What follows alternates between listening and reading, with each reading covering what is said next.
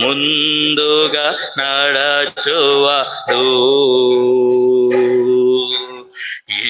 యేసుక్రీస్తు ప్రభు. కొద్దిసేపు నేను పాడుతాను, నువ్వు కొద్దిసేపు కొట్టకు, సరేనా? ప్లీజ్. నాది ఫ్లో పోతుంది, నువ్వు స్లో చేస్తే నా పాట కూడా స్లో అవుతున్నది. కొద్దిసేపు ఆపు. నీ బరముతో ధైర్యముగా దిగులు జడియాలేకుండా, నీ బరముతో ధైర్యముగా దిగులు జడియాలేకుండా, దైవ సన్నిధిని తోడుగను, దైవ సన్నిధి తోడుగను, త్రోవలలో నడుపున్, తన త్రోవలలో నడుపున్, నీ ముందర నడచువాడు యెహోవా దేవుడు, నా ముందుగా నడచువాడు యేసుక్రీస్తు ప్రభు, నా ముందుగా నడచువాడు యేసుక్రీస్తు ప్రభు. పచ్చిక గల చోట్ల యందున శాంతి జలమూల యొద్దకు, పచ్చిక గల చోట్ల యందున శాంతి జలమూల యొద్దకు, కాంతి నీతి మార్గములో, కాంతి నీతి మార్గములో క్షేమముతో నడుపున్, తన క్షేమముతో నడుపున్, నీ ముందర నడచువాడు యెహోవా దేవుడు, నా ముందుగా నడచువాడు యేసుక్రీస్తు ప్రభు, నా ముందుగా నడచువాడు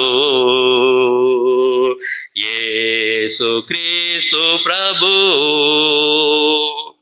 యెహోవాకై ఎదురు చూచి నూతన బలమును పొంది, యెహోవాకై ఎదురు చూచి నూతన బలమును పొంది, అలయక సొమ్మ సిల్లకను, అలయక సొమ్మ సిల్లకను, జీవముతో నడుపున్, తన జీవముతో నడుపున్, నీ ముందర నడచువాడు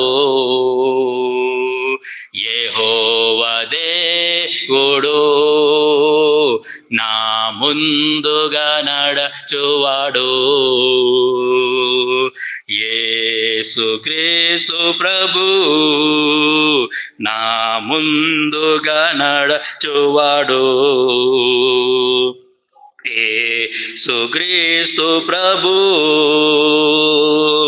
కాపరి యేసు స్వరము విని మందలో చేరిన గొర్రెలమై, కాపరి యేసు స్వరము విని మందలో చేరిన గొర్రెలమై, కదలక బెదురు లేకుండా, కదలక బెదురు లేకుండా, అభయముతో నడుపున్, తన అభయముతో నడుపున్, నీ ముందర నడచువాడు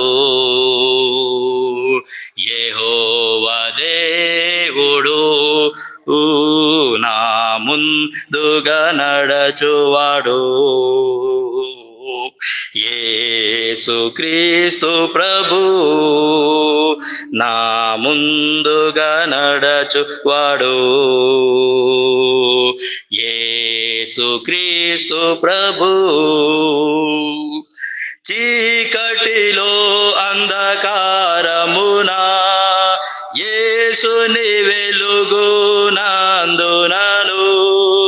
చీకటిలో అంధకారమునా యేసుని వెలుగు నందునను.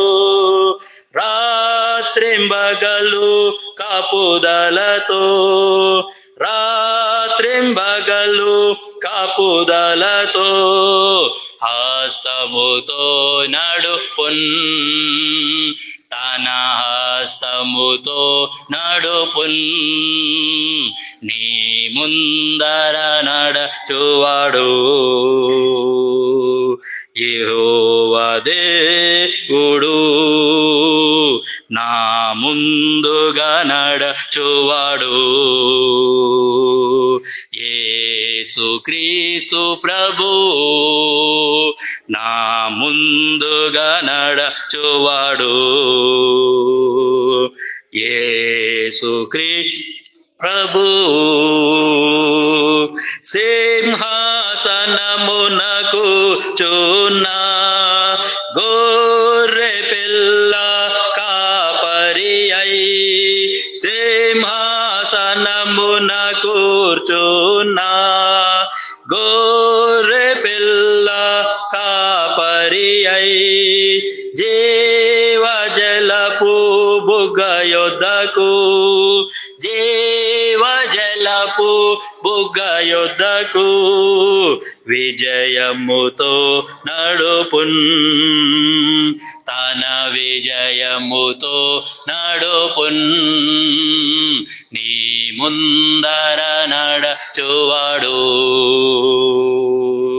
యెహోవా దేవుడు నా ముందుగా నడచువాడు. యేసుక్రీస్తు ప్రభు నా ముందుగా నడచువాడు. యేసుక్రీస్తు ప్రభు నడిపించెను నడిపించును నడిపించెను నడిపించును. హల్లెలూయా ఆమేన్ హల్లెలూయా ఆమేన్. నీ ముందర నడచువాడు. యెహోవా దేవుడు నా ముందుగా నడచువాడు. యేసుక్రీస్తు ప్రభు నా ముందుగా నడచువాడు. యేసుక్రీస్తు ప్రభు. మరొకసారి 5వ పాట పాడదాం. మరొక పర్యాయము 5వ పాట పాడదాము. అనాది దేవుని స్తుతింతుము. మీకు ఉన్న షీట్స్ లేకపోతే షీట్స్ తీసుకోండి, మన దగ్గర ఉన్నాయి, నేను కొన్ని తెచ్చినాను. 5వ పాట పాడదాం. ఈ యొక్క సాంగ్ షీట్లో నుంచి మరొకసారి 5వ పాట పాడదాం. ఫస్ట్ అదే పాట పాడినాము, మళ్ళీ అదే పాట పాడదాం. అనాది దేవుని స్తుతింతుము. అనాది దేవుని స్తుతించి కీర్తింతుము, అంతము వరకు తానే మనలను నడిపించును. అనాది దేవుని స్తుతించి కీర్తింతుము, అంతము వరకు తానే మనలను నడిపించును. మెట్టగా ఉన్న స్థలములలో వంకరగా ఉన్న త్రోవలలో, మెట్టగా ఉన్న స్థలములలో వంకరగా ఉన్న త్రోవలలో నమ్మినచో ముందుగా మన ముందర నడిచే ఆ దేవుడు తన వాగ్దానములలో నమ్మినచో మన ముందర నడిచే ఆ దేవుడు సరళము చేసి చక్కగా నడిపించును సరళము చేసి చక్కగా నడిపించును ఆనాది దేవుని స్తుతించి కీర్తింతుము అంతము వరకు తానే మనలను నడిపించును ఆనాది దేవుని స్తుతించి కీర్తింతుము అంతము వరకు తానే మనలను నడిపించును నిరాశ నిస్పృహ శ్రమలలో నడచు మార్గమంతటిలో నిరాశ నిస్పృహ శ్రమలలో నడచు మార్గమంతటిలో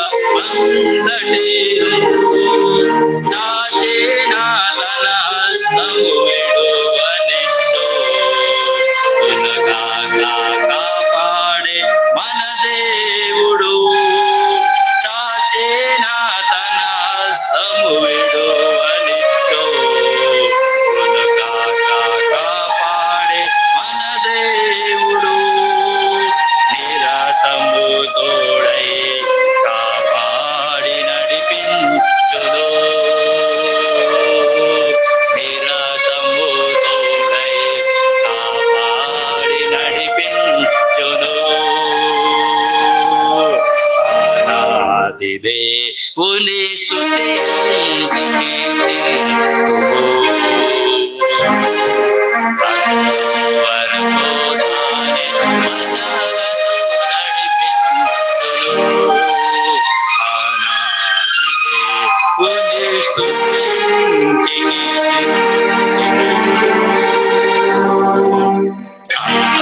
వరకు తానే మనలను నడిపించును జీవజలయూటయైన నిన్ను విడచి బద్దలైన కొట్లను కలిగి ఉంటివి జీవజలయూటయైన నిన్ను విడచి బద్దలైన కొట్లను కలిగి ఉంటివి క్షమాపణ కోరి వచ్చినచో మరి అయిన మన దేవుడు క్షమాపణ కోరి వచ్చినచో మరి అయిన మన దేవుడు జీవజలముల చెంతకు నడిపించును జీవజలముల చెంతకు నడిపించును ఆనాది దేవుని స్తుతించి కీర్తింతుము అంతము తానే మనలను నడిపించును ఆనాది దేవుని స్తుతించి కీర్తింతుము అంతము వరకు తానే మనలను నడిపించును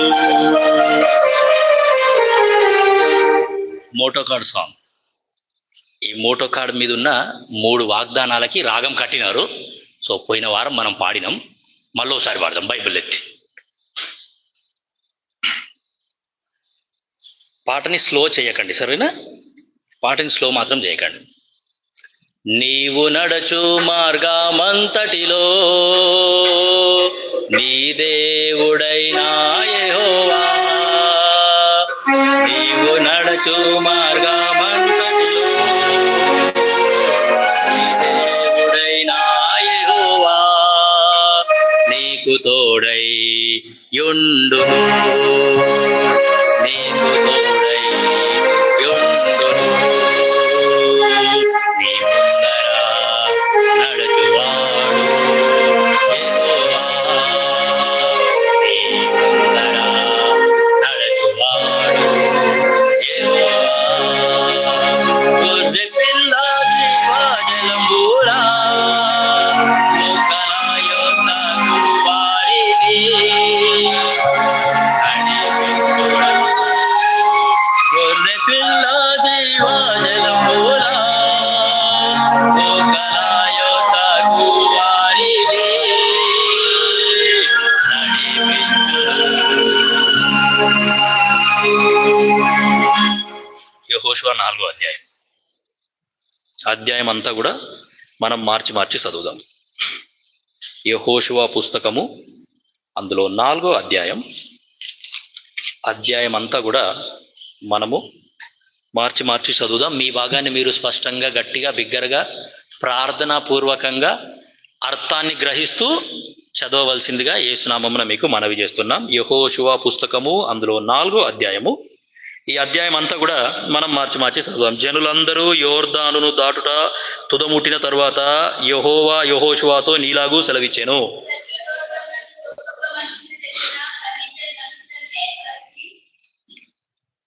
3వ వచనం, యాజకుల కాళ్ళు నిలిచిన స్థలమున యోర్దాను నడుమ నుండి 12 రాళ్లను తీసి వాటిని ఇవతలకు తెచ్చి మీరు ఈ రాత్రి బస చేయు చోట వాటిని నిలువబెట్టుడని వారికి ఆజ్ఞాపించుము.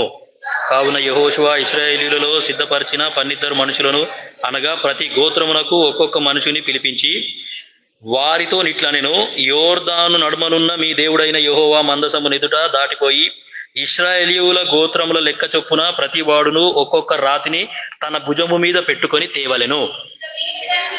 మీ కుమారులు ఈ రాళ్ళు ఎందుకని అడిగినప్పుడు మీరు యెహోవా మందసము ఎదుట యోర్దాను నీళ్లు ఏకరాశిగా ఆపబడెను. 7వ వచనం, యెహోషువ 4:7, అది యోర్దానును దాటుచుండగా యోర్దాను నీళ్లు ఆపబడెను గనుక ఈ రాళ్ళు చిరకాలము వరకు ఇశ్రాయేలీయులకు జ్ఞాపకార్థముగా నుండునని వారితో చెప్పవలెను. అది మీకు ఆనవాలై యుండును. దీని చేయవలను యెహోషువ ఆజ్ఞాపించినట్లు ఇశ్రాయేలీయులు చేసిరి. యెహోవా యెహోషువతో చెప్పినట్లు వారు ఇశ్రాయేలీయుల గోత్రముల లెక్క చొప్పున యోర్దాను నడుమ నుండి 12 రాళ్లను తీసి తాము బస చేసిన చోటికి తెచ్చి అక్కడ నిలువబెట్టిరి. 9వ వచనం, అప్పుడు యెహోషువ నిబంధన మందసమును మోయు యాజకుల కాళ్ళు యోర్దాను నడుమ నిలిచిన చోట 12 రాళ్లను నిలువబెట్టించెను. నేటి వరకు అవి అక్కడనున్నవి. ప్రజలతో చెప్పవలనని యెహోవా యెహోషువకు ఆజ్ఞాపించినదంతయు అనగా మోషే యెహోషువకు ఆజ్ఞాపించినదంతయు నెరవేరు వరకు యాజకులు మందసమును మోయుచు యోర్దాను నడుమ నిలుచుండగా జనులు త్వరపడి దాటిరి. 11వ వచనం, జనులందరూ దాటిన తర్వాత వారు చూచుచుండగా యెహోవా మందసము మోయు యాజకులు దాటిరి. మరియు ఇశ్రాయేలీయులు చూచుచుండగా రూబేనీయులు గాదీలు మనచి అర్ధగోత్రపు వారును మోషే వారితో చెప్పినట్లు యుద్ధ సన్నద్ధులై దాటిరి. 13వ వచనం, సేనలో ఇంచుమించు 40,000 మంది యుద్ధ సన్నద్ధులై యుద్ధము చేయుటకు యెహోవా సన్నిధిని యెరికో మైదానమునకు దాటి వచ్చిరి. యెహోషువను గొప్ప చేశాను గనుక వారు మోషేను గౌరవపరిచినట్లు అతని బ్రతుకు దినములన్నిటను అతని గౌరవపరిచిరి. 15వ వచనం, యెహోవా సాక్ష్యపు మందసమును మోయు యాజకులకు యోర్దానులో నుండి ఇవతలికి రండని ఆజ్ఞాపించుమని యెహోషువతో సెలవీయగా యెహోషువ యోర్దానులో నుండి ఎక్కి రండని ఆ యాజకులకు ఆజ్ఞాపించెను. 18వ వచనం, యెహోవా నిబంధన మందసమును మోయు యాజకులు యోర్దాను నడుమ నుండి ఎక్కి వచ్చినప్పుడు ఆ యాజకుల అరకాళ్ళు పొడి నేలను నిలవగానే యోర్దాను నీళ్లు వాటి చోటికి ఎప్పటి వలనే మరలి దాని గట్లన్నిటి మీద పొల్రి పారెను.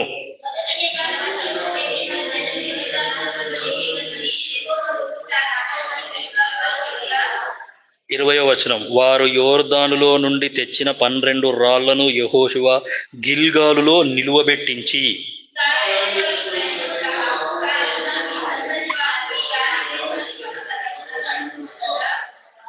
అప్పుడు మీరు ఇశ్రాయేలీయులు ఆరిన నేల మీద ఈ యోర్దానును దాటిరి.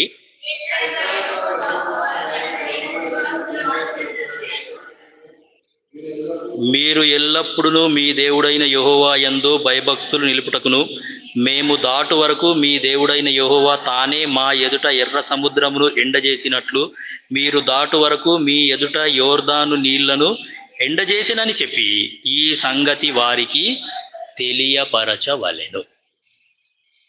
చదువుకున్న ఈ లేఖన భాగాన్ని దేవుడు మన కొరకు దీవించును గాక. సో మందసమును మోసే పని యాజకులది, లేవీయులది. అండ్ దాని తర్వాత అంటే పోయిన వారం మనం చూసింది ఏంటంటే యాజకులైనటువంటి వాళ్ళు వాళ్ళ భుజముల మీద మందసమును మోసినారు. ఆ గోత్రకర్తలు ఏం చేసినారు అంటే వాళ్ళ భుజముల మీద రాళ్లను మోసినారు. గోత్రానికి ఒక పర్సన్ చొప్పున వాళ్ళు ఏం చేసినారంటే రాళ్ళని మోసినారు. అదేవిధంగా యేసుక్రీస్తు ప్రభుల వారు మన పాపాలన్నీ కూడా ఆయన భుజంల మీద ఆయన మోసినాడు. యేసుక్రీస్తు ప్రభుల వారు మోసిన సిలువ 150 కిలోలు ఉంటుంది. ఏం సార్, 150 కిలోల బరువు ఉంటుంది. ఆ సిలువని మొయ్యకన్నా ముందు ఒకటిదొక్క 40 కొరడా దెబ్బలు కొట్టినారు ఆయనని. అప్పటికే అలసిపోయినాడు. కొరడా దెబ్బలు కొట్టినారు, రక్తం పోతూనే ఉన్నది.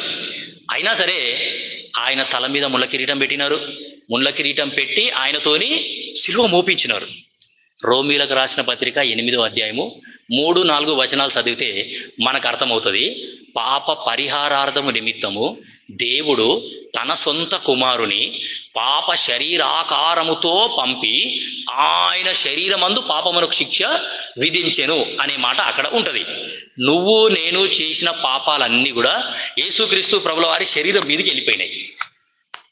ఆ యొక్క శరీరాన్ని కొరడాలతో కొట్టడం ద్వారా, మేకులతో కొట్టడం ద్వారా, బల్లెముతో పొడవడం ద్వారా లోపల నుండి పవిత్ర రక్తం బయటకు వచ్చింది.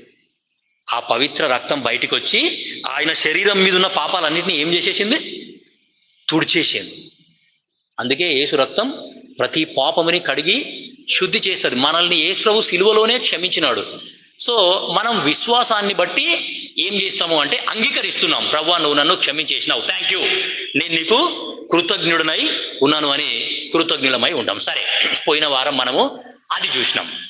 సరే, మందసము రాళ్ళు మొయ్యుట అనంటే సాక్ష్యము అని మనం చూస్తున్నాం. సో రాళ్ళు మోసినారు అంటే సాక్ష్యము. నా సాక్ష్యాన్ని నేను మొయ్యాలా? నేను ఎక్కడున్నా సరే, ఒక చోట నిల్చున్నాను అంటే అది నా సాక్ష్యం, ఒక చోట కూర్చున్నాను అంటే అది నా సాక్ష్యం, ఒక చోట పనిచేస్తున్నాను అంటే అది నా సాక్ష్యం, ఒక 2-3 వ్యక్తులతోని కలిసి మాట్లాడుతున్నాను అంటే అది నా సాక్ష్యం. మా సంఘంలో విశ్వాసులు ఎవ్వరు కూడా మంచోళ్ళు లేరండి, అందరూ వెధవలే ఉన్నారు అని అంటే ఏంది? అది సాక్ష్యమేనా? కాదు, ఖచ్చితంగా సాక్ష్యమే. సో కాబట్టి నేను నోరు తెరిస్తే ఏమొస్తుంది?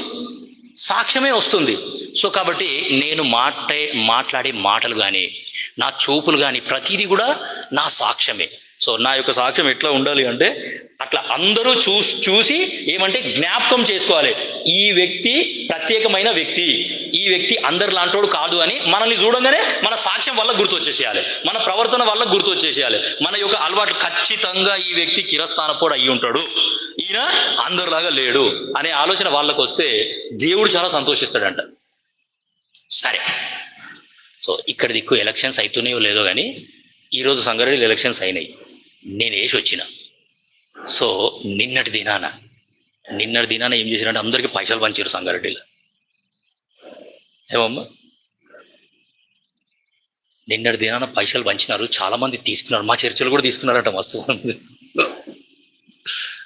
ఎఫ్ఎసి మందిరం వాళ్ళు కూడా తీసుకున్నారంట మస్తు మంది. సరే, నాకు కూడా చెప్పినారు నువ్వు కూడా తీసుకో, ఇస్తున్నారు కానీ ఇప్పుడు నేను తీసుకోవాలన్నా వద్దా? అది ఇప్పుడు నా సాక్ష్యమే కదా. మా తమ్ముడు ఏం చేసిండంటే నా చిట్టి తీసుకొని పోయాడు వాళ్ళ దగ్గరికి. ఇక మా అన్న ఆయన చిట్టి ఉన్నది, ఆయన పైసలు నాకు ఇవ్వండి, నేను చెప్తా ఆయనకు అని చెప్పిండు. వాళ్ళు ఏమన్నారు, నీకు ఇయ్యం, మీ అన్ననే తోలుకొని రమ్మను, ఆయనకే ఇస్తాం. సరే, దాని తర్వాత నా భార్య కూడా నా చిట్టి తీసుకొని పోయింది. ఇక ఈయన మా ఆయనండి, రేపు ఓటు వేస్తాడు ఈయన. ఆమెకు కూడా ఇయ్యలేరు. ఇప్పుడు మా తమ్ముడు చిట్టి తీసుకొని పోయినాడు అంటే ఏదో ఆశించిండు కదా లోపల. యాక్చువల్లీ అది దురుద్దేశం, అది తీసుకోవద్దు, అది మనది కాదు. బల్లలో పాలు పొందేటోళ్ళు ఎవరైనా సరే అట్లా తీసుకోవద్దు, అది తప్పదు. ఎలక్షన్లు నడుస్తున్నాడే వాని స్వార్థం కోసం ఏదో వాడు పంచుతున్నాడేమో కానీ నాకు అవసరం ఉంది కదా, నాకు అక్కర ఉంది కదా, ఇది దేవుడే ఇచ్చిండు, ఇది దేవుడే చేస్తున్నాడు అనుకోకూడదు. అట్లా తీసుకోవద్దు అసలు. నేను మా ఇంట్లో అందరికీ చెప్పిన, పైసలు పంచుతున్నారు ఎవ్వరు కూడా తీసుకోకండి, ఎవ్వరు. మా అమ్మ నాయనకి చెప్పినాను, నా భార్యకి చెప్పినాను, మా తమ్ముడికి చెప్పినాను, ఇంట్లో ఉన్న అందరికీ చెప్పినా, దయచేసి తీసుకోకండి, అది మంచిది కాదు. బల్లలో పాలు పొందేటోళ్ళు అట్లా తీసుకోవద్దు. సరే, నా చిట్టి తీసుకొని మా తమ్ముడు పోయినాడు, దాని తర్వాత నా భార్య కూడా పోయింది, వాళ్ళిద్దరికి వాళ్ళు అదే చెప్పిండ్రు, క్యాండిడేట్ వస్తేనే మేము ఇస్తాం, లేకపోతే ఇయ్యం. సరే, నేను పోలేదు. పొద్దుగల్లా 5:30కి మా అమ్మ ఏం చేస్తుందంటే వాకిలి నొక్కుతున్నది. పరిగెత్తుకుంటూ వచ్చారు మా ఇంట్లోకి, వచ్చి పైసలు పడేసి మా అమ్మ నాయన కాళ్ళు మొక్కిపోయిందంట. పైసలు ఇంట్లో పడేసిండ్రు, ఇట్లా ఆ డోర్ నుంచి లోపలికి వచ్చి పైసలు పడేసి మా అమ్మ నాయన కాళ్ళు మొక్కిపోయిందంట. మీ కొడుకుకి చెప్పండి, పైసలు తీసుకోలేడు ఆయన, మా గుర్తుకి వేయండి. సో చెప్పేది ఏంటంటే, మిగతా వాళ్ళంతా పోయినరు, నేనెందుకు పోలేదు, అది ఆలోచించాలి. మిగతా మా ఏపీసీ మందిరంలో కూడా చాలా మంది పోయినరు పైసలు తీసుకొని, నేనెందుకు పోలేదు, వై, అది ప్రశ్న. దట్ రిప్రజెంట్స్ మై టెస్టిమనీ, అది నా సాక్ష్యం. అది నేను కనుక చిట్టి తీసుకొని ఆ పైసలకు ఆశపడి పోయినని అనుకో, ఆడ నా సాక్ష్యం ఉంటుందా పోతుందా? వాక్యం బదిస్తున్నావా ఆయన, ఓ వెళ్ళాడుకుంటా 6 నెలల సంది వస్తున్నావు వాక్యం చెప్పానికి మా దగ్గర, కానీ మీరే అంటారు, మీరే నాకు అల్ల పట్టుకుంటారు. సో కాబట్టి మీరు కూడా తెలుసుకోండి, అట్లా చేయకూడదు, అది వాక్యానుసారమైనది కాదు, అది నా సాక్ష్యం. అది నా సాక్ష్యాన్ని నేను కాపాడుకోవాలనా, నేను పడగొట్టుకోవాలనా అనేది శోధన. ఆ శోధనని నేను ఎట్లా జయించాలి ఇప్పుడు అనేది నీ చేతిలోనే ఉన్నది ఇప్పుడు. కాబట్టి నేను జయించేసిన. సో అట్లా అంటే శోధన అనేది ఎట్లా వస్తుందో ఎవరికి కూడా తెలీదు. ఆ శోధన వచ్చినప్పుడు నా సాక్ష్యాన్ని నేను నిలబెట్టుకుంటున్నా పడగొట్టుకుంటున్నా అనేది నా చేతుల్లోనే ఉంది. సరే, ఈరోజు ఏం చేద్దామంటే చూడండి, ఆదికాండం 24:45. ఆదికాండము 24:45. ఆదికాండము 24:45.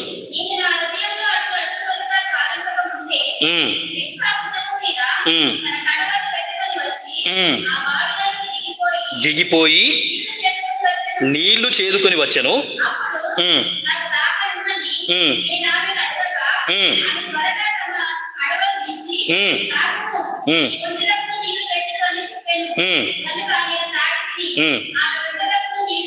చాలమ్మా. రిబ్కా భుజం మీద ఏముందంటే ఇప్పుడు నీళ్ల కుండ. సో యెహోషువ 4వ అధ్యాయంలో మనం చూసినాము, లేదంటే మళ్ళీసారి చదువుదాము. యెహోషువ 4వ అధ్యాయము 4-5 చూడండి. యెహోషువ 4వ అధ్యాయము 4-5. కావున యెహోషువ ఇశ్రాయేలీయులలో సిద్ధపరచిన 12 మనుషులను, అనగా ప్రతి గోత్రమునకు ఒక్కొక్క మనుషుని పిలిపించి వారితో నిట్లనెను, యోర్దాను నడుమనున్న మీ దేవుడైన యెహోవా మందసము నెదుట దాటిపోయి ఇశ్రాయేలీయుల గోత్రముల లెక్క చొప్పున ప్రతివాడును ఒక్కొక్క రాతిని తన భుజము మీద పెట్టుకొని తేవలెను. సో భుజము మీద అనే మాట మీరు పట్టుకోండి. సో ఆ మాటని ఆధారం చేసుకొని పోయిన వారం కూడా మనము చూసినాం. యాజకులు ఇదే ఈ యెహోషువ 4వ అధ్యాయంలోనే యాజకులు భుజముల మీద మందసం మోసినారు. ఆ మందసాన్ని కేవలం భుజం మీదనే మోసుకొని తీసుకొని పోవాలి అని కూడా చూసినాం. దాన్ని బండి మీద తీసుకొని వస్తా, లారీ మీద తీసుకొని వస్తా, లేకపోతే ఇంకా వేరే విధంగా తీసుకొని వస్తా అంటే అది వాక్యానికి విరుద్ధం, అది చేయకూడదు. అంతేకాకుండా మందసంని కేవలం యాజకులు మాత్రమే ముట్టుకోవాలి. యాజకులు అంటే లేవీయులు తప్ప వేరే వాళ్ళు ఎవరు కూడా ముట్టుకోవద్దు. సరే, ఈ రోజు మనం ఏం చేస్తామంటే భుజము మీద మోసిన వాళ్ళు బైబిల్లో ఇంకా కొద్ది మంది ఉన్నారు. అందులో ఇప్పుడు ఆదికాండము 24వ అధ్యాయం మనం చూసినాము. ఆ 24వ అధ్యాయంలో ఏం చదివినాము అనంటే 45వ మనం చదివినాము. నేను చదువుతున్నాను. నేను నా హృదయంలో అట్లు అనుకొనుట చాలింపక ముందే రిబ్కా భుజము మీద తన కడవను పెట్టుకొని వచ్చి. సో రిబ్కా భుజము మీద కూడా ఒక కడవ ఉన్నదంట. సో ఇక్కడ సందర్భం ఏంటంటే అబ్రహాము దాసుడైన ఎలియాజరు, ఈయన అబ్రహాము ఇంట్లో దాసుడు, ఈయన అంటే పని ఆయన. ఈ పని ఆయనకి అబ్రహాం ఏం చెప్పినాడంటే ఒక పని చెప్పినాడు, నా కొడుకుకు నేను పెళ్లి చెయ్యాలి, ఆ యొక్క పెళ్లికి పిల్లని జునికే పో నువ్వు. ఏమా ఇప్పుడు కొడుకు పెళ్లి చేస్తున్నాను అంటే అది సాక్ష్యమేనా కాదా? అందుకే వాక్యాన్ని చాలా జాగ్రత్తగా వినాలి, చాలా జాగ్రత్తగా అర్థం చేసుకోవాలి. నేను ఏది చేసినా సరే అది నా సాక్ష్యాన్ని చూపిస్తుంది. నేను కంటి చూపు చూసినా, లేదు అనంటే నేను మాట్లాడిన ఒక ప్రాంతంలో కూర్చున్నాను అనంటే అది సాక్ష్యం. అది ఒక హోటల్లో 4-5 మంది మంచిగా బీడీలు తాగుతున్నారు, వాళ్ళ మధ్యలో నేను కూర్చున్నాను అనుకో, అది సాక్ష్యమేనా కాదా? ఖచ్చితంగా సాక్ష్యమే అది. అరే గీనేది గళ్ళ మధ్యలో పోయి కూర్చున్నాడు అనరా? సో ఇప్పుడు అబ్రహాము ఆయన కొడుకుకి పెళ్లి చేయాలనంట. నేను నా కొడుకుకు పెళ్లి చేస్తాను, దేవుడు వాగ్దానం చేసినాడు అని చెప్పేసి ఆయన యొక్క దాసునికి, ఆయన ఇంట్లో పని అంటే పెద్ద పని ఆయన ఈ యొక్క ఆయన దాసునికి చెప్పినాడు, నువ్వు పోయి పిల్లని తీసుకురా, పలానా చోట పిల్ల ఉందని కూడా చెప్పాడు. మళ్ళా నువ్వు పోయి తీసుకొనిరా అంటే ఈడ చూడండి 10వ వచనం చదవండి, 24:10 ఆదికాండం. అతడు తన యజమానుని ఒంటెలలో 10 ఒంటెలను తన యజమానుని ఆస్తిలో శ్రేష్టమైన నానా విధములకు వస్తువులను తీసుకొని పోయెను. ఎన్ని ఒంటెలు తీసుకొని పోయిండంట? 10 ఒంటెలు పోయినాడు. ఆ 10 ఒంటెలు అంటే మళ్ళీ ఆయనతో పాటు ఇంకా 10 మంది ఉన్నారు మనిషి వ్యక్తులు. సో ఆ 10 ఒంటెలను తీసుకొని పోయినాడు, 10 మంది ఉన్నారు, ఈయన ఉన్నాడు. ఆయన ప్రయాణం చేస్తా ఉన్నాడు. ప్రయాణం చేసి ఒక చోట ఆగినాడు, ఒక బావి దగ్గర ఆగినాడు. ఆగేసి ఒంటెలను కూడా మోకరింపజేసినాడు. దాని తర్వాత ఆయన కూడా మోకరించినాడు, మోకరించి ప్రార్థన చేస్తున్నాడు. ఇప్పుడు నేను నా కొడుకు పెళ్లి చేయాలంటే నేను ఏం చేయాలి? అది చాలా సమయం ప్రార్థనలో గడిపిన తర్వాతనే ఏమి అంటే మనం ముందుకి కొనసాగుతాం. అంతేకాకుండా అది వదిలిపెట్టేసి వాక్యాన్ని పక్కన పడేసి 10 మంది పిల్లలను చూస్తా, దాని తర్వాత 2 మంది పిల్లలతో ఎంగేజ్మెంట్ చేస్తా, ఆ 2 ఎంగేజ్మెంట్లు కూడా క్యాన్సిల్ చేసుకొని వేరే పిల్లకిచ్చి పెళ్లి చేస్తా అంట. ఎంగేజ్మెంట్ చేసుకొని క్యాన్సిల్ చేసుకున్నాం అంటే సాక్ష్యమా కాదా? అది ఏమో చాలా కేర్ఫుల్గా. ఇక్కడ ఈ సందర్భంలో రిబ్కా అసలు ఇస్సాకుని చూడలేదు, చూడకుండానే పెళ్లి చేసుకున్నది. మీకు తెలుసో తెలియదు? రిబ్కాకి ఇస్సాకు ఎవరో తెలియదు, ఇస్సాకుకి రిబ్కా ఎవరో తెలియదు. వాళ్ళిద్దరూ దేవుని చిత్తానికి లోబడ్డారు. వాళ్ళు ప్రార్థన చేసుకుంటున్నారు అంతే. దేవుడు నడిపించినాడు, మేము ముందు కొనసాగుతాం, చూసుకోకుండానే పెళ్లి చేసుకున్నారు వాళ్ళు. ఎంత మంచి సాక్ష్యం ఇది! సో కాబట్టి నేను ఒక చోట ఉన్నాను, ఒక చోట నిల్చున్నాను, ఒక చోట కూర్చున్నాను, ఎవరితోనో మాట్లాడుతున్నాను అంటే అది నా సాక్ష్యం. అది నా పిల్లగాని పెళ్లిని అడ్డు పెట్టుకొని అమ్మాయిల జీవితాలతో ఆడుకోకూడదు. చాలా చాలా డేంజర్ అది. సో కాబట్టి ఈ యొక్క సందర్భంలో నా యజమానునికి కాబోయే కోడలు ఎట్లా ఉండాలి అనేది పరీక్ష అన్నమాట. ఇప్పుడు ఒక్కొక్క ఒంటె ఎన్ని నీళ్లు తాగుతుందో తెలుసా మీకు? ఆడ 10 ఒంటెలు ఉన్నాయంట. ఒక్కొక్క ఒంటె 100 లీటర్ల నీళ్లు తాగుతుంది. ఆడ బావి ఉంది. ఆ రిబ్కా భుజం మీద కడవ పెట్టుకొని వస్తుంది. ఆమె ఏం చేసిందంటే ఆయన ఎవరో ఈమెకు తెలియదు, ఈమె ఎవరో ఆయనకు తెలియదు. అరే నీకెందుకు హెల్ప్ చేయాలి, నేను ఎందుకు సాయం చేయాలి, నీ ఒంటెలకు ఎందుకు సాయం చేయాలి? ఓయమని బావి లోపలికి దిగి కడవ మీద నీళ్లు తీసుకొని వచ్చి ఒక్కొక్క ఒంటెకు 100 లీటర్లు, 10 ఒంటెలు ఉన్నాయంటే 1000 లీటర్లు, 1000 లీటర్ల నీళ్లు నేను భుజం మీద మోసి నీకు పెట్టాలనా? ఎవరు నువ్వు అసలు? ఎందుకు చేయాలి నేను నీకు అన్నదా? సో వీళ్ళంతా ఎవరు అనంటే దేవుని చిత్తానికి లోబడ్డ వాళ్ళు. సో ఈ రిబ్కా గురించి మనం తెలుసుకునే సంగతి ఏంటంటే, సో రిబ్కా ఇంత కష్టపడ్డది, ఇప్పుడు చాలా ప్రయాసపడ్డది. ఆమె బావిలోకి దిగుతుంది, కుండలో నీళ్లు మోసుకుంటుంది, ఆ యొక్క కుండ భుజం మీద పెట్టుకుంటుంది, మళ్ళీ ఒంటెలకు పోస్తుంది, ఒంటెలు తాగుతున్నాయి. ఆమె మళ్ళీ బావిలోకి దిగిపోతున్నది, కుండ ఎత్తుకొని వస్తుంది, మళ్ళీ ఒంటెలకు పోస్తుంది. ఎంత ప్రయాస పడుతుందండి! ఇప్పుడు నువ్వు నేను ఏం ప్రయాస పడుతున్నాము? 10 ఒంటెలకు ఆమె నీళ్లు పెట్టింది, అలసిపోలేదు. ఆమె ఎంత పని చేసినా అలసిపోలేదు. ఆ బావికి మెట్లున్నాయి, మెట్లు దిగుతా ఉన్నది. మెట్లు దిగేటప్పుడు ఈజీగానే దిగొచ్చు, ఎక్కేటప్పుడు బరువుతో ఎక్కి రావాలి. సో కాబట్టి ఈ యొక్క రిబ్కా మనకు ఏం చూపిస్తుంది అంటే, ఇతరులకి సహాయం చేయుట ఒకటి, దేవుని చిత్తానికి లోబడుట. ఇంకోటి దాని తర్వాత ఏమి అంటే, బహుశా ఈ రిబ్కా దీని ద్వారా దేవుడు అంటే ఒక ప్రతిఫలం నాకు ఇస్తాడు అని ఆమె ఆశించింది అని కూడా నేను అనుకుంటలేదు. ఈయనకు సహాయం చేస్తే ఈయన నాకు ఏదో ఇస్తాడు, ఖచ్చితంగా ఏదో చేస్తాడని కూడా ఆమె ఏమీ ఆశించకుండానే ఆయనకు సేవ చేసింది. ఒక విశ్వాసికి ఉండాల్సిన లక్షణాలు కూడా గివే, తెలుసుకోండి. అర్థమవుతుందమ్మా దేవుని వాక్యం? ఎంత ప్రయాస పడ్డదామె, 1000 లీటర్ల నీళ్లు మోసిందామె. సరే, మన ఇళ్లలో 20 లీటర్ల క్యాన్లు ఉంటాయి. ఆ 20 లీటర్ల క్యానే ఆమె కుండ అనుకోండి. సో ఆ 20 లీటర్ల క్యాన్ మోసుకొని ఒక్కొక్క ఒంటె కడుపు నిండా ఒక్కసారి ఒంటె నీళ్లు తాగిందంటే 6 నెలల దాకా మళ్ళీ నీళ్లు తాగదంటది. ఒక్కసారి 100 లీటర్ల నీళ్లు ఒక ఒంటె తాగితే మళ్ళీ 6 నెలల దాకా బేఫికర్. సో కాబట్టి సంఘములో ఇప్పుడు నేనెంత ప్రయాస పడుతున్నా, నా ప్రయాసం ఏంది, నేను ఒకవేళ పని చేస్తున్నా అంటే ఏదైనా ఆశించి చేస్తున్నానా, ఏమీ ఆశించకుండా చేస్తున్నానా, నా యొక్క బహుమానం దేవుని దగ్గరనే ఆశిస్తున్నానా అనేది క్వశ్చన్ మార్క్ ఇప్పుడు అనేది ప్రశ్న. నిజంగా రిబ్కాకి ఎంత మంచి లక్షణాలు ఉన్నాయంటే, చాలా అద్భుతమైన లక్షణాలు ఉన్నాయి. అసలు ఆ కాలంలోనే వాళ్ళకు దేవుని వాక్యం లేదు, ఏం లేదు, జస్ట్ వాళ్ళు అట్లా నడిపింపబడ్డారు, దేవుడు వాళ్ళను నడిపించినాడు.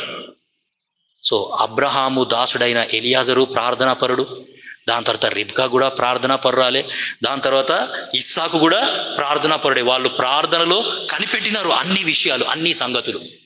సో కాబట్టి దాని తర్వాత మనం ముంగల్కి చదివితే ఆ యొక్క ఎలియాజరు ఏం చేస్తాడంటే ఆమెకు బహుమానాలు ఇస్తాడు. అమ్మా, నువ్వు నా ఒంటెలా కడుపు నింపినవు, నాకు మమ్మల్ని తృప్తిపరిచినావు, నేను పెట్టిన టెస్టులన్నీ నువ్వు పాస్ అయిపోయినావు, సో కాబట్టి నువ్వు బహుమానం తీసుకో అని చెప్పేసి ఆయన అక్కడ ఆమెకు బహుమానాలు కూడా ఇస్తాడు. సో ఇంటికి తోలుకొని పోతుంది. ఇంటికి తోలుకొని పోయిన తర్వాత, అయ్యా మేము ఇది ఆ దేశం నుండి వచ్చిన నేను, మా యజమానుని దేవుడు చాలా అద్భుతంగా ఆశీర్వదించినాడు, ఆయన కొడుకు పెళ్లి చెయ్యాలి, పిల్లలు చూద్దామని వచ్చిన నేను అంటే రిబ్కా సంతోషంగా వెళ్ళిపోయింది ఆయనతో. ఇది దేవుని చిత్తమే అని చెప్పేసి దేవుని చిత్తానికి లోబడి వెంటనే ఆ దాసునితోనే ఆమె వెళ్ళిపోయింది. సో కాబట్టి సంఘంలో ఒక విశ్వాసికి ఉండాల్సిన లక్షణం ఏంటి అంటే, ఇట్లా రిబ్కా లాగా నేను ప్రయాస పడుతున్నానా లేదా, రిబ్కా లాగా నేను లోబడుతున్నానా లేదా, రిబ్కా లాగా నడుము వంచి పనిచేసే అలవాటు నాకు ఉందా లేదా. ఏమా, మీ బబ్బీ బ్రదర్తోనే నేను మాట్లాడాను అనుకోండి, అప్పుడు ఆయన మీ గురించి అన్నీ చెప్పేస్తాడు. మనం 3 రోజుల ప్రత్యేక కూడికలు పెట్టుకున్నాం కదా బ్రదర్, ఆ 3 రోజుల ప్రత్యేక కూడికలల్లో బెత్లెహేం ఆరాధన మందిరం నుంచి ఒక్కరు కూడా పని చేయడానికి రాలేరు మా దగ్గరికి అంటాడు ఆయన. ఇది మన సాక్ష్యం. రిబ్కా ఎంత పని చేసింది ఆమె, యంగ్ గర్ల్, ఆ ఎవరో తెలియని వ్యక్తులకి ఆమె చాలా ప్రయాసపడ్డది. సో కాబట్టి ఏమి అంటే, వాట్ ఈజ్ మై టెస్టిమనీ, నా సాక్ష్యం ఏంటి? ఇప్పుడు రిబ్కా ఇంత ప్రయాసపడ్డది, ఆమె భుజం మీద నీళ్ళ కుండ మోసినది, నీళ్ళ కడువ మోసినది. సో ఎవరైనా కనబడితే ఆ యొక్క నీళ్లు ఇచ్చేద్దాము అని. సరే, నీళ్లు అంటే దేవుని వాక్యం. నీళ్లు అంటే ఏంటి? నేను ఈ వాక్యాన్ని మొయ్యాలి, ఈ వాక్యాన్ని ఇతరులకి పంచాలి. అది ఆత్మీయ అర్థం అంటే ఇది. రిబ్కా ఏ విధంగా అయితే నీళ్ళ కుండ ఆమె భుజం మీద మోసినదో, నేను కూడా ఏం చేస్తాను అంటే ఈ యొక్క వాక్యాన్ని నా భుజం మీదనే మోస్తాను. ఈ యొక్క వాక్యాన్ని సాధ్యమైనంత వరకు ఈ యొక్క వాక్యాన్ని పంచుతూనే ఉంటాను. నేను ఆర్టీసీ బస్సులలోనే ఎక్కువగా ప్రయాణం చేస్తూ ఉంటా. ఒకరోజు కర్ణాటక బస్సు ఎక్కిన నేను సంగారెడ్డి ఆఫీస్కి పోదామని. ఈ లింగంపల్లి దగ్గర ఒక యవనస్తుడు బస్సు దిగుతున్నాడు. నేనేమో టైం ఉంది కదా అని బైబుల్ తీసి బైబుల్ చదువుకుంటున్నా. బైబుల్ చదువుతూ ఉంటే ఆ యవనస్తుడు దిగే ముంగల, అంటే స్టాప్ రాగానే కొంచెం ముందే వచ్చి నిలబడతారు కదా, ఆ యవనస్తుడు నన్ను చూసి, అంకుల్, మా మమ్మీ నాకు డైలీ చెప్తుంది, అంకుల్ నువ్వు చదివినా చదవకపోయినా ఈ బైబుల్ నువ్వు తీసుకొని పోరా, నీ బ్యాగ్లో పెట్టుకొని పో, ఈ బైబుల్ నువ్వు చదివినా చదవకపోయినా ఈ బైబుల్ని నీ బ్యాగ్లోనే పెట్టుకొని పో. మా అమ్మ రోజు ఈ మాట అంటది, కానీ ఒక్కరోజు కూడా మా అమ్మ మాట నేను వినలేదు. కానీ ఈరోజు మిమ్మల్ని చూసిన నేను, you are carrying Bible with you.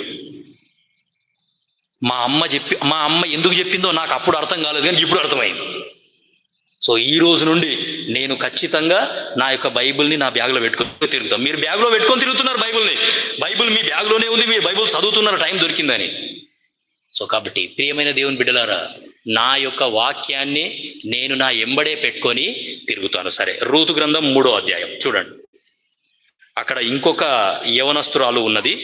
Ruth గ్రంథం 3వ అధ్యాయము 15వ వచనం. రూతు గ్రంథం 3వ అధ్యాయము 15వ వచనం.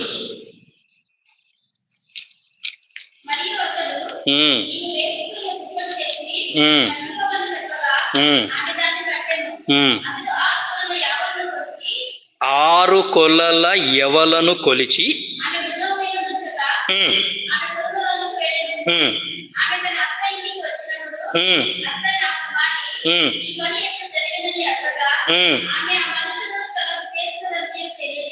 చాలు.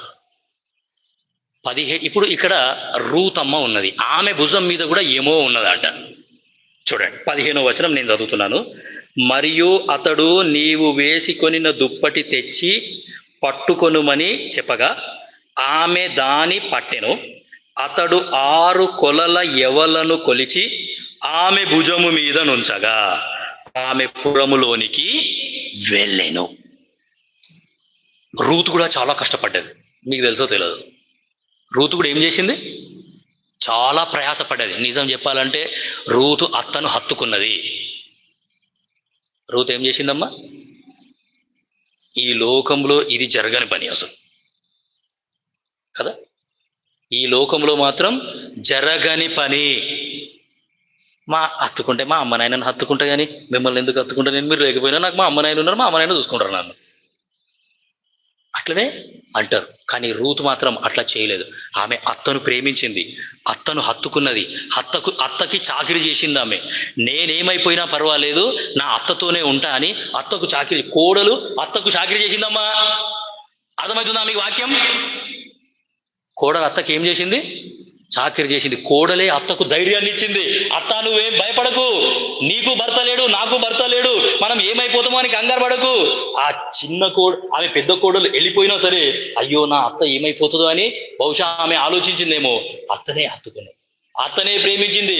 నువ్వు నేను ఒకే దగ్గర ఉందాం, నువ్వు ఆ ఇంట్లో ఉంటే ఆ ఇంట్లోనే నేను ఉంటా, నువ్వేం తింటే నేను కూడా అదే తింటా, నువ్వేం తాగితే నేను కూడా అదే తాగుతా, నువ్వు పస్తులుంటే నేను కూడా పస్తునే ఉంటా, నువ్వు నేను అసలు వేరు కానే కాకూడదు, మన ఇద్దరం అసలు వేరే కావద్దు, నేను నీతోనే వస్తా, సావైనా నీతోనే, బ్రతుకైనా నీతోనే.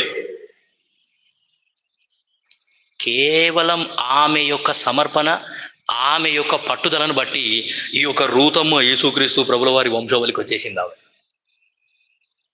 ఎంత అద్భుతంగా దేవుడు ఈమెను హెచ్చించినాడంటే నిజంగా చాలా అద్భుతంగా దేవుడు ఈమెని హెచ్చించాడు. కేవలం ఆమె యొక్క విధేయత, ఆమె యొక్క పట్టుదల. సో తెలుసుకోవాల్సిన సంగతి ఏంటంటే 3వ అధ్యాయము 1వ వచనం చదవండి, మీకు అర్థమవుతుంది. రూతు 3:1 చాలా మంచి మాట.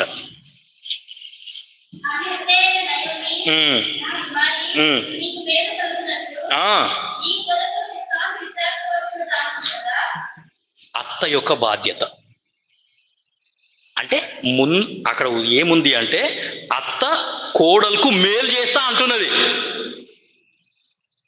నీ కొరకు నేనేం చేస్తా? మేలు చేస్తా, విశ్రాంతి విచారిస్తా, నేను నీకు మేలు చేస్తా. ఏ సందర్భంలో అత్త కోడలకు మేలు చేస్తా అని అంటుంది అని అంటే ముందు కోడలు అత్తకు చేసింది. మీకు అర్థం కావాలి. ముందు కోడలు ఏం చేసింది? అత్తకు చేసింది. అత్తకు చేసింది కాబట్టి అరే నా కోడలు నాకు చేస్తుంది కాబట్టి నేను కూడా నా కోడలుకి ఏదో ఒకటి చెయ్యాలి. ఇప్పుడు ఆమె నాకు చాలా చాకరీ చేసింది, నాతోనే ఉన్నది, అసలు ఆమె నాతో రాకపోతే నేను ఏమైపోతుంటేనో. సో కాబట్టి ముందు కోడలు అత్తకు చాకరీ చేసింది, చెయ్యాల్సినవన్నీ చేసింది, అత్తకు ధైర్యాన్ని ఇచ్చింది. అత్త నువ్వేం కంగారు పడకు, నేనున్నా, మన ఇద్దరం ఉన్నాం, ఈ యొక్క యెహోవా నాకు ఎంత కీడైనా చేయని అని అన్నది 2వ అధ్యాయంలో. సావైనా మరణమైనా నీతోనే, యెహోవా నాకు ఎంత కీడైనా చేయని నీతోనే ఉంటాను అన్నది ఆమె. సో కాబట్టి ఈ యొక్క రూతు ఏం చేసిందంటే ఫస్ట్ అత్తకు చేసింది. ఆ అత్తకు చేసిన దాన్ని చూసిన తర్వాత అత్త ఏం చేస్తుందంటే నేను నీకు మేలు చేస్తా. సో విశ్వాసులంగా నువ్వు నేను కూడా ఇవే తెలుసుకోవాలి. సో ఇక్కడ అత్త ఏం చేసింది అని అంటే మనకు బంధువులు ఉన్నారు, మన యొక్క పొలాన్ని విడిపించేటోళ్ళు ఉన్నారు. దాని తర్వాత నీకు పెళ్లి కూడా చేస్తా నేను అని ఆ యొక్క అత్త ఏం చేసిందంటే ఆ యొక్క కోడలికి మళ్ళీ ఆమె ప్రోత్సాహంగా ఉంది, కోడలికి ఆమె మేలు చేసింది. సరే, సందర్భానికి వస్తే రూతు బోయాజు దగ్గరికి వచ్చింది. ఆమె వచ్చేటప్పుడు ఒట్టి చేతులతోనే వచ్చింది, పోయేటప్పుడు మన బతుకులు కూడా అంతే. రూతుకి మనకు పెద్ద తేడా ఏమీ లేదు. ఒట్టిగా అనుల్లం, మట్టిగా అనుల్లం, ఏమీ లేనుల్లం మనం. నిజం చెప్పాలంటే నేను మా ఆఫీస్లో కూడా మా కొలీగ్స్ ఇదే మాట చెప్తా, there is nothing good in this physical life. ఈ శరీర జీవితంలో మంచి అనేది అసలు ఏమీ లేదు, మనం అంతా బేకూపుగానమని చెప్తారు ఆయన. రూతు బోయాజు దగ్గరికి ఒట్టిగా ఒంటరిగా వచ్చింది, ఏమీ లేవు ఆమె దగ్గర. మన దగ్గర కూడా ఏమీ లేవు అసలు. కానీ యేసుక్రీస్తు ప్రభుల వారు మన దగ్గరికి వచ్చినాడు. యేసుక్రీస్తు ప్రభుల వారు మనల్ని ప్రేమించినాడు, మన హృదయాన్ని నింపుతున్నాడు. మన హృదయాన్ని నింపి మనల్ని సంతోషంతో ఆనందంతో నింపి ఇక్కడ నుండి ఆయన మనల్ని పంపిస్తున్నాడు. మనకి ఏది కావాలో అవన్నీ ఆయన అక్కర్లన్నీ తీరుస్తున్నాడు. ఇక్కడ రూతు అంటే సంఘము, బోయాజు అంటే యేసుక్రీస్తు ప్రభుల వారు. రూతుకి బోయాజుకి ఏ విధంగా అయితే పెళ్లి అయ్యిందో, రూతు ఇంకా బోయాజు ఎక్కడ కలుసుకున్నారు అంటే వాళ్ళు పొలంలో కలుసుకున్నారు. రూతు బోయాజ్ని ఏడ కలుసుకుంది? అక్కడ రూతు వాళ్ళ ఇంట్లో కలుసుకోలేదు, ఇక్కడ బోయాజ్ ఇంట్లో కలుసుకోలేదు. వాళ్ళిద్దరూ పొలంలో కలుసుకున్నారు. ఇప్పుడు ఇస్సాకు ఇంకా రెబెకా వాళ్ళు ఏడ కలుసుకున్నారు? ఇద్దరు వాళ్ళు కూడా పొలంలోనే కలుసుకున్నారు. వాళ్ళు పెళ్లి చేసుకోబోతున్నారు. వాళ్ళ పెళ్లి చూపులు ఎక్కడ జరిగినాయి అంటే పొలములో జరిగినాయి. అక్కడ పిల్ల ఇంట్లో కాదు, ఇక్కడ పిల్లగాని ఇంట్లో కాదు, పొలములో జరిగినాయి, మధ్యలో అంటారు దాన్ని. సో కాబట్టి రేపు నువ్వు నేను కూడా యేసుక్రీస్తు ప్రభుల వారిని ఎక్కడ కలుసుకోబోతున్నాము అంటే ఆ మధ్యాకాశంలో కలుసుకోబోతున్నాము. నేను రూతు, యేసుక్రీస్తు ప్రభుల వారు బోయాజు. సో నేను రెబెకా, యేసుక్రీస్తు ప్రభుల వారు ఇస్సాకు. సో ఇస్సాకు ఇంకా రెబెకా ఏ విధంగా అయితే మధ్యలో పొలంలో కలుసుకున్నారో నువ్వు నేను కూడా యేసుక్రీస్తు ప్రభుల వారు సంఘాన్ని ఆ మధ్యాకాశంలో ఆయన కలుసుకోబోతున్నాడు. సో కాబట్టి తెలుసుకోవాల్సిన సంగతి ఏంటంటే రూతు ఏ విధంగా అయితే అత్త కొరకు ప్రయాసపడ్డదో, మరి నేను దేని కొరకు ప్రయాసపడుతున్నా, ఎవరి కోసం ప్రయాసపడుతున్నా? నేను యేసుక్రీస్తు ప్రభుల వారి కొరకు ఏమన్నా కొంచెమన్నా ప్రయాస పడుతున్నానా? కొంచెమన్నా ఏమి అంటే యేసు ప్రభు కోసం నా యొక్క సమర్పణ ఏమైనా ఉన్నదా లేదా అనేది మనం పరిశీలించుకుంటే చాలా అద్భుతంగా ఉంటుంది. మనమంతా ఒంటరిగానులం, ఏమీ లేనుల్లం, కానీ యేసు ప్రభు మనల్ని ఫుల్ నింపి పంపిస్తూ ఉన్నాడు. నేను హెబ్రోన్లో 2 సంవత్సరాలు ఉన్నాను. నాతో పాటు మిగతా వేరే వాళ్ళు కూడా ఉండేవాళ్ళు. ఎంత పని చేసినామో, ఎంత ప్రయాసపడ్డామో. ఆ యొక్క హెర్మోన్ హాల్ మొత్తం చాలా పెద్ద ఉంటుంది. అది దాన్ని కసువు నూకాలంటే దగ్గర దగ్గర 20 మంది అయినా సరే, 30 మంది యవనస్తులు అయినా సరే, 30 మంది యవనస్తులు ఆ హాల్ని నూకుదామన్నా ఖచ్చితంగా గంట అవుతుంది టైం, ఖాళీ కసువు నూకనికినే. మేము చేసినాం ఆ పనులు. పొద్దుగల్లా 10 గంటలకి హెబ్రోన్ లోపలికి పోతే రాత్రి 10 గంటలకు బయటకు వచ్చినానండి. 2 సంవత్సరాలు ఆ వంటశాలలో పని చేసినాము, కూరగాయలు కట్ చేసినాము.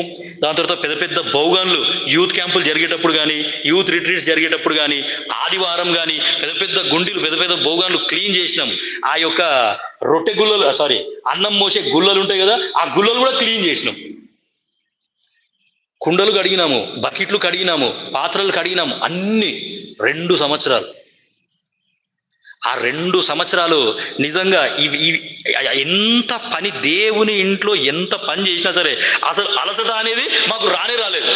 ఇంకా కొత్త జీవమే వచ్చింది, కొత్త బలమే వచ్చింది మాకు. మధ్యాహ్నం 3 గంటలకి అంటే ఆదివారం పొద్దుగాల 10 గంటలకు స్టార్ట్ అయితే మధ్యాహ్నం 3 గంటలకు అయిపోతుంది ఆరాధన. మధ్యాహ్నం 3 గంటలకు ఆరాధన అయిపోగానే అప్పుడు బయట సువార్త పోతుండే, ఒక రౌండ్ అట్లా సువార్త వేసుకొని వస్తుండే. సువార్త వేసుకొని వచ్చేసరికి ఒక 40 నిమిషాలు అవుతుండే.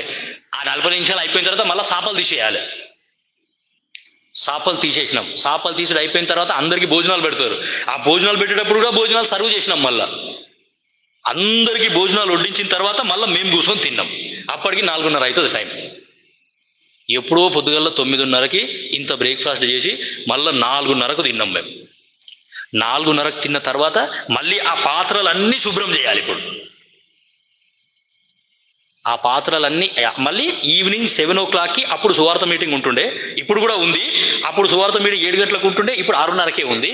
సో ఆ 7 గంటల సువార్త మీటింగ్ కల్లా అన్ని పనులు అయిపోవాలి అని 6:30 కల్లానే అన్ని పనులు ఫినిష్ చేసేసి మేము మళ్ళీ సువార్త మీటింగ్కి వచ్చి సాపలు వేసినాం. అర్థమవుతుందమ్మా మీకు? ఇప్పుడు నేనెవరి కోసం ప్రయాసపడ్డా? నా ప్రయాసం అర్థమైందా మీకు? దేవుని ఇంట్లో ఏమి కూడా ఆశించకుండా, అసలు నేను వాక్యం నేర్చుకోనికి వచ్చిన కదా, ఈ ప్రయాసం ఏంది అనే డౌట్ కూడా రాలేదు నాకు, అనే అనుమానం కూడా రాలేదు.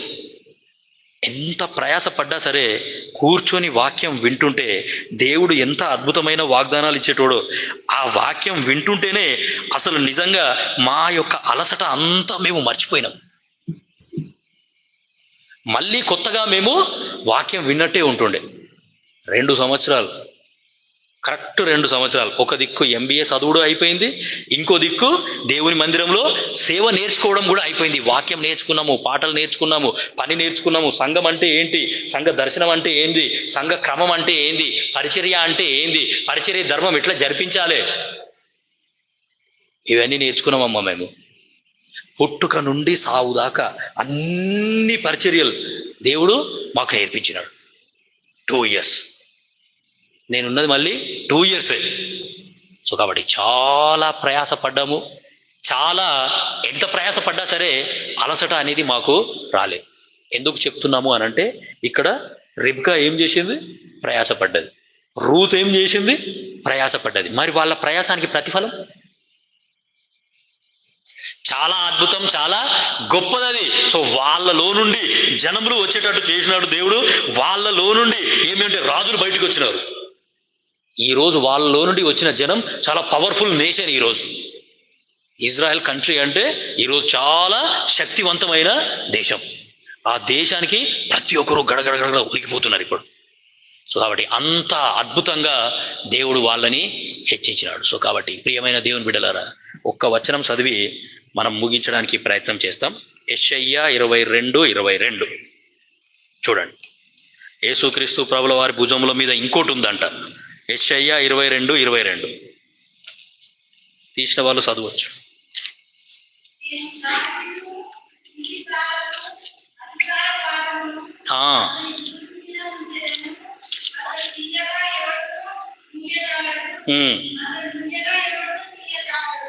సో కాబట్టి దావీదు ఇంటి తాలపు అధికార భారమును తండ్రి అయిన దేవుడు ఎవరి మీద పెట్టిండంటే?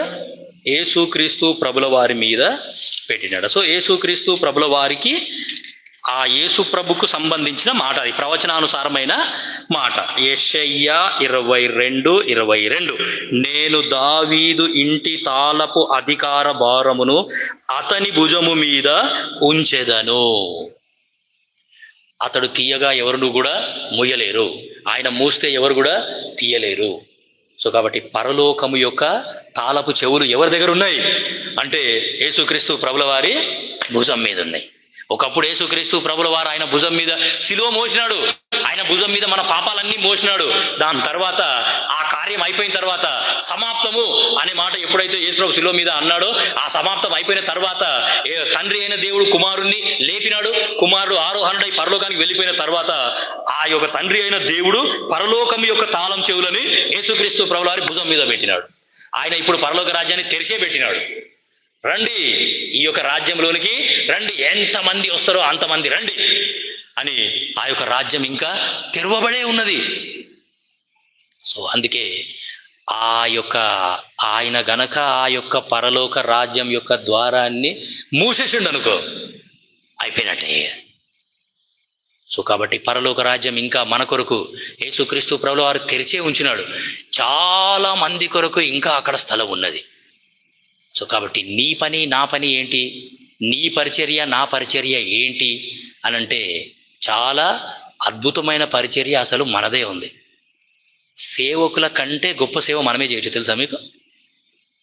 సేవకుల కంటే గొప్ప సేవ మనమే చేయవచ్చు. నేను ఒక చోటికి పనికి వెళ్తున్నాను అనంటే వాళ్ళు కేవలం నా యొక్క ప్రవర్తననే గమనిస్తారు. నేను యాక్చువల్లీ నాకు ఛాయ్ తాగే అలవాటు కూడా లేదు. నేను ఛాయ్ తాగితే కనీసం సప్పుడు కూడా రాదు, సుర్రు అనే సప్పుడు కూడా రాదు. సప్పుడు రాకుండా తాగుతానని. మా ఆఫీస్లో మీటింగ్స్ అయితే పెద్ద పెద్ద సార్ వాళ్ళు కూర్చుంటారు. మా సార్ వాళ్ళ ల్యాప్టాప్స్ ఆపరేట్ చేయడానికి నన్ను తీసుకొని పోయినారు ఒకసారి. ఆ మీటింగ్లో వాళ్ళు ఛాయ్ అందరికీ టీ ఇచ్చినారు. అందరూ ఛాయ్ తాగుతుంటే సుర్రు అని సప్పుడు వచ్చింది, కానీ నేను ఒక్కరిని ఛాయ్ తాగితే ఆ సుర్రు అని సప్పుడే రాలేదు. మా జిఎం సార్ అన్నాడు కూడా, నీకు చాలా మంచి లక్షణాలు ఉన్నాయి, నువ్వు ఎక్కడ నేర్చుకున్నావు ఇవన్నీ? మీరు భోజనము చేసినా, మీరు పానము చేసినా, మీరేమి చేసినా సమస్తము దేవుని మహిమ కొరకు చేయండి. నేను భోజనం చేస్తే దేవునికి మహిమ రావాలంట. నేను పానం తాగితే ఏం రావాలి? దేవునికి మహిమ రావాలి. సో కాబట్టి 3 సంగతులు ఇప్పుడు మనం చూసినాము. ఏమి అంటే, రెబెకా యొక్క భుజము మీద కుండ లేకపోతే నీళ్ళ కడవ. నీళ్లు అంటే మళ్ళీ దేవుని వాక్యం అనే అన్నం.